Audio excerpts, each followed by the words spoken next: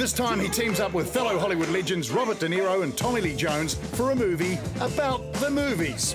How is it a guy making $1 million movie don't have a better car? I don't believe in ostentatious flamboyance. What are you, stupid? Two film producers owe the mob money. To pay it back, they hatch a ridiculous scheme. Ensure the star of a movie, then kill him off. Zach Braff and De Niro are the producers, Tommy Lee is the star, and Morgan Freeman is the mob boss. You got 72 hours. After that, I choke you to death. Joining us now from Alabama, please welcome Morgan Freeman.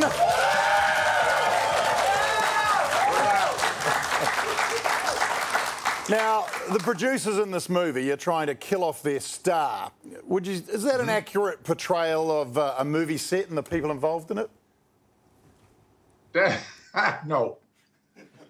This is strictly a comedy. We were exaggerating everything and everybody. No, in my entire career, I don't think I have run across more than,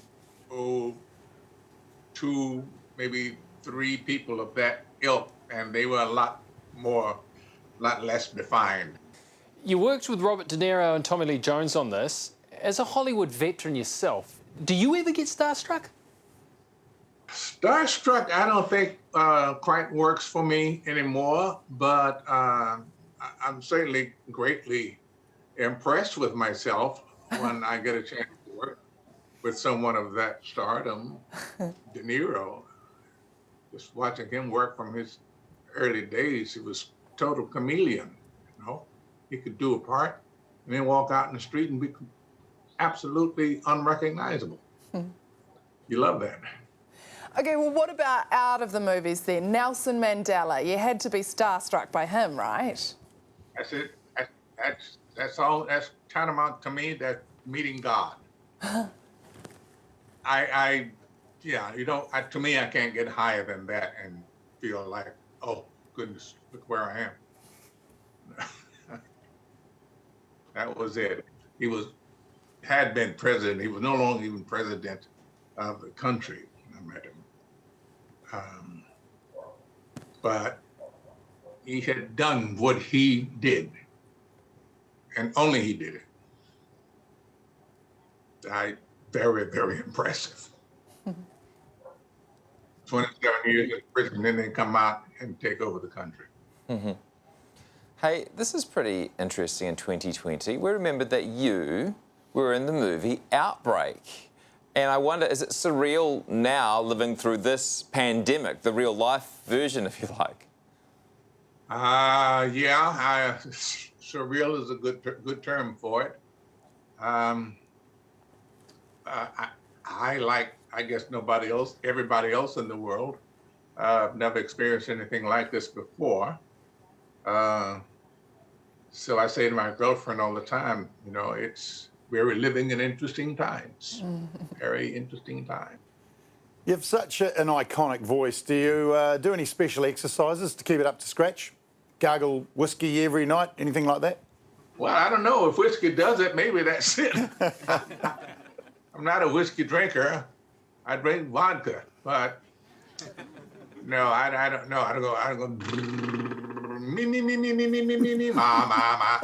I did that back when I was in my 20s, 30s. Well, how about this? Do you ever get asked to do favours with your voice, record people's answer messages for their phones, that sort of thing?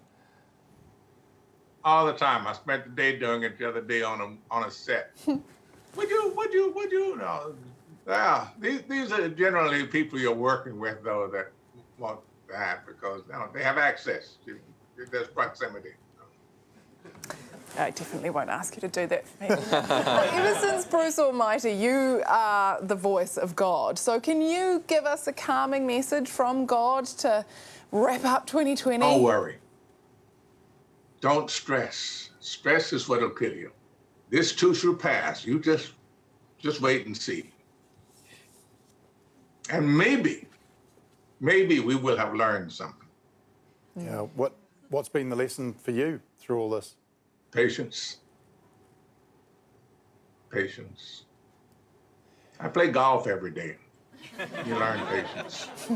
I play golf too, 18 handicapper. Yay! Yeah.